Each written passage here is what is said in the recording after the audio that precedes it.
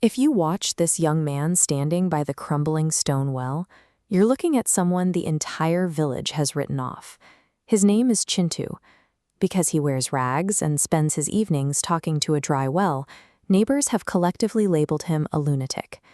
Society relies on a very specific set of metrics to judge intelligence and worth.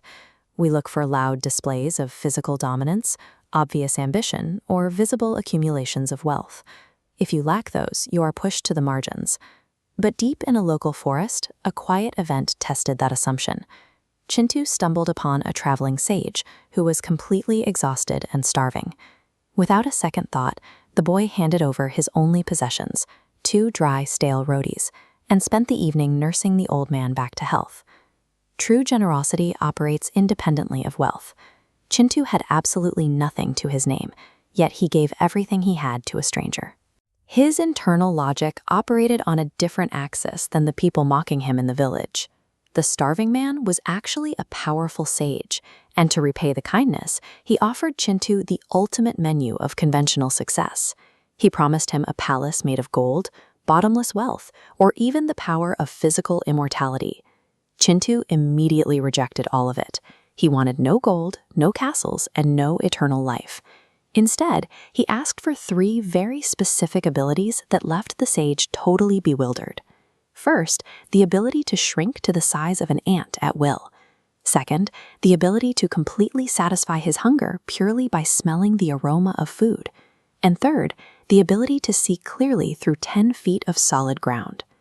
On the surface, a penniless boy rejecting infinite wealth to become a dirt-staring ant sounds like absolute madness.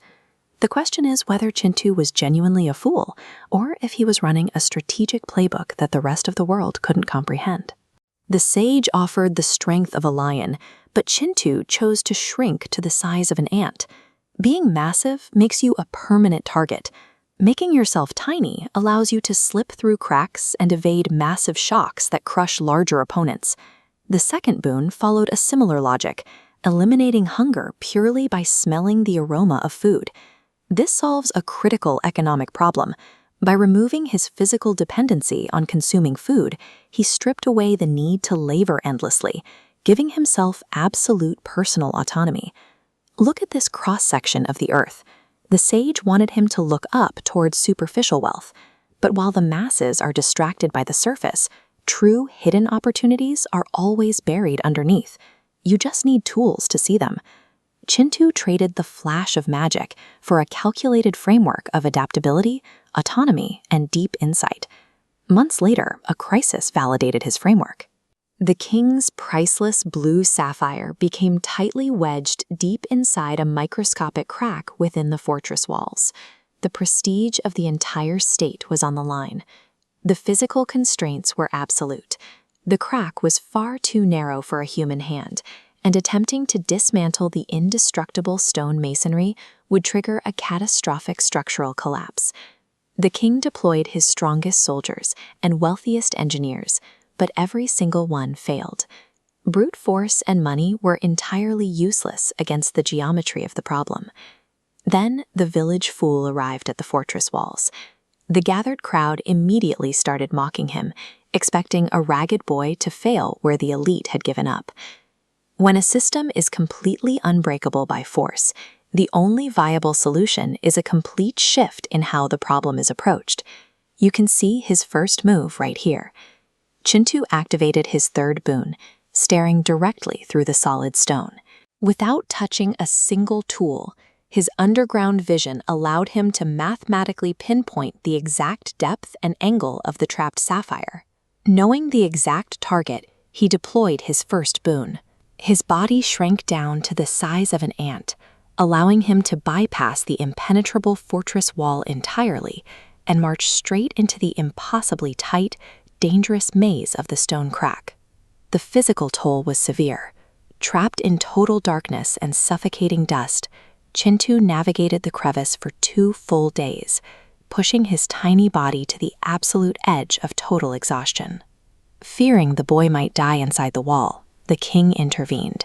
He ordered his cooks to prepare a plate of hot, intensely fragrant food and place it right at the entrance of the crack. That was the immediate catalyst for the second boon. Deep inside the suffocating rock, Chintu finally caught the scent.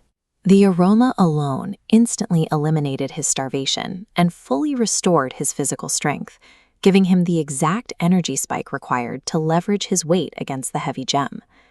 These three seemingly absurd requests interlocked to create a bespoke mechanical sequence capable of solving an unsolvable room. Watch as the brilliant blue gem tumbles out of the dark stone. Chintu emerged right behind it, returning to his normal size, in front of a stunned royal court. The king immediately rewarded him with the exact immense wealth, gold, and status he had rejected in the forest months ago. Only this time, he hadn't accepted it as a handout, he had commanded it by applying raw intelligence. The mocking villagers in the crowd fell entirely silent. Far away, the old sage watched the events unfold and finally understood the flaw in his own traditional teachings about power. True strength rarely looks like physical dominance or obvious wealth. The highest leverage comes to those with the humility to make themselves small, the patience to remain adaptable, and the wisdom to look exactly where no one else is looking.